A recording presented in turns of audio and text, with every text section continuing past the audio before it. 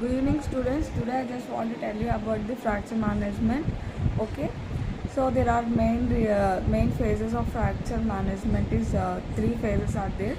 So first phase is the emergency care management. Second one is the definitive care management. Third one is the rehabilitation. Okay, okay. In the first phase, emergency management. So first of all, uh, just please remember the mnemonic RISE. So RISE means rest, I means ice therapy or ice, uh, C for compression and E for elevation. Okay, this is the main, this is the mnemonic you have to remember while managing a fracture. Okay,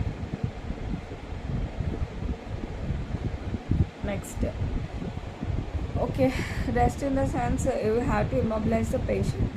How to immobilize the patient if the fracture is regarding any limb or something else, upper limb or lower limb, any fracture, first thing you have to immobilize the fracture, fracture limb. Okay, how to immobilize? There are so many techniques by splinting, casting. Okay, splinting, casting, and strapping methods. Okay, these are the initial methods we use to immobilize the patient. Okay, splinting, there are so many ways we can use cardboards. At emergency times, we use cardboard sticks, wooden sticks, umbrella, and so many other things which will use to just give and support to the fracture fragment. Okay, there are lots of splints are available, and types of according to the types of immobilization. Okay, there are three, this is the one first phase, and second phase is the definitive care management. Definitive care management is with the either conservative management or surgical management. We have to decide it uh, based upon the type of fracture.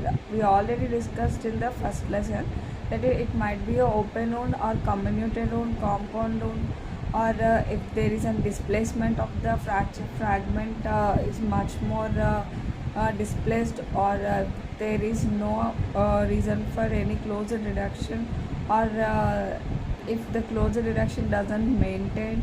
So in in these factors, we have to go for a definitive care management with surgical management. Okay, next.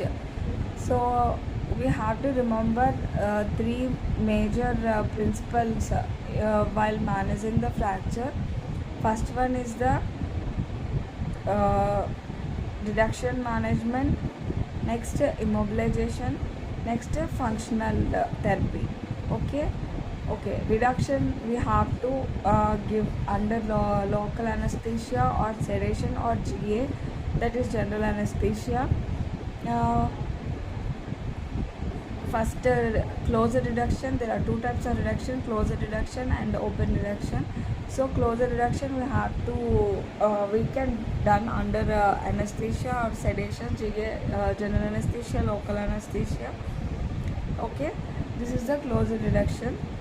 If closure reduction doesn't maintain, then we have to go for open reduction. Open reduction, definitive things like if the soft tissue interposition is there, or there is a marked disalignment of the fragments. Even though closure reduction obtained, but it doesn't maintain so long if there is a slippage of the fragments due to muscular forces. Okay, all these factors you have to keep it in mind while you are while you are want to go for a open reduction. Okay, after reduction you have to go for immobilization. Immobilization is mainly with the casting or we can use slabs.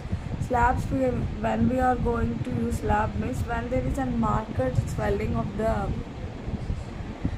fractured area, that is upper limb or lower limb, then we have to go for a slab. Slab is nothing but a semi, is not slab is nothing but it is not 360 degrees or circumscribed.